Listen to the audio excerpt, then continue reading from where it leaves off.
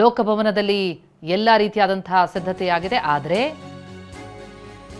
Minister ಯಾರೆಲ್ಲ ಪದಗ್ರಹಣ ಮಾಡ್ತಾರೆ ಅನ್ನೋದೇ ಕುತೂಹಲ. ಇನ್ನು ಲೋಕಭವನದ ಹೊರಗಡೆ ನಾವು ನೋಡ್ತಾ ಹೋದ್ರೆ ಬ್ಯಾರಿಕೇಡ್ಗಳ ಅಳವಡಿಕೆಯಾಗಿದೆ. ಯಾವುದೇ ನೂಕಾಟ ತಳ್ಳಾಟ ಆಗಬಾರದು ಅಂತ ಪೊಲೀಸರು ಕಟ್ಟೆಚ್ಚರ ವಹಿಸಿದ್ದಾರೆ. ಅಫ್ಕೋರ್ಸ್ ಪಾಸ್ ಇರೋರಿಗೆ ಮಾತ್ರ ಅಲ್ಲಿ ಒಳಗಡೆ ಅವಕಾಶ. ಆದರೂ ಹೆಚ್ಚಿನ ಸಂಖ್ಯೆಯಲ್ಲಿ ಲೋಕಭವನದತ್ತ ಜನ ಬರುವಂತಹ ಸಾಧ್ಯತೆ ಇರುತ್ತೆ. ಹೀಗಾಗಿ ಹೊರಗಡೆ ಬ್ಯಾರಿಕೇಡ್ಗಳನ್ನ ಅಳವಡಿಕೆ ಮಾಡಿ ಯಾವುದೇ ನೂಕಾಟ ತಳ್ಳಾಟ ಆಗಬಾರದು ಅಂತ ಕಟ್ಟೆಚ್ಚರವನ್ನ ಪೊಲೀಸರು ವಹಿಸ್ತಾ ಇದ್ದಾರೆ. ಈಗಾಗಲೇ ಎಲ್ಲ ಸಿದ್ಧತೆಗಳು ಕಂಡು ಬರ್ತಾ ಇದೆ. ಎಲ್ಲೂ ನೋಡಿದ್ರೂ ಕೂಡ ಬ್ಯಾನರ್ಗಳು ರಾರಾಜಿಸ್ತಾ ಇದೆ.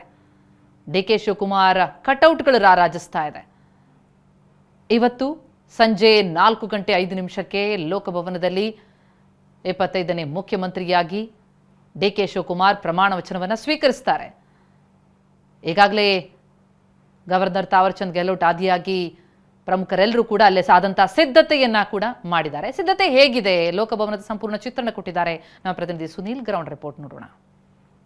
ರಾಜ್ಯದ ನೂತನ ಮುಖ್ಯಮಂತ್ರಿಯಾಗಿ ಡಿ ಕೆ ಶಿವಕುಮಾರ್ ಅವರ ಪದಗ್ರಹಣಕ್ಕೆ ಕೌಂಟ್ ಡೌನ್ ಶುರುವಾಗಿದೆ. ಇಂದು ಸಂಜೆ 4:05 ಡಿ ಕೆ ಶಿವಕುಮಾರ್ ಅವರು ರಾಜ್ಯದ ನೂತನ ಮುಖ್ಯಮಂತ್ರಿಯಾಗಿ ಪದಗ್ರಹಣವನ್ನು ಪ್ರಮಾಣ ವಚನವನ್ನು ಕೂಡ ಸ್ವೀಕರಿಸ್ತಾರೆ. ಆ ಒಂದು ಹಿನ್ನೆಲೆಯಲ್ಲಿ ಸಕಲ ಸಿದ್ಧತೆಗಳು ಕೂಡ ಲೋಕಭವನದಲ್ಲಾಗಿದೆ. ನಾನೀಗ ಬೆಂಗಳೂರಿನ ಲೋಕಭವನದಲ್ಲಿ ನನ್ನ ಹಿಂಭಾಗಕ್ಕೆ ನೋಡ್ತಾ ಹೋದರೆ ಎಲ್ಲ ರೀತಿಯಾದ ಅಂತಿಮ ಸಿದ್ಧತೆಗಳು ಕೂಡ ಆಗಿದೆ. ಅದೇ ರೀತಿಯಾಗಿ ಲೋಕಭವನದ ಮುಂಭಾಗದಲ್ಲಿ ಬೃಹತ್ ಕಟೌಟ್ಗಳು ಕೂಡ ದೊಡ್ಡ ಮಟ್ಟಿಗೆ ರಾರಾಜಿಸ್ತಾ ಇದೆ.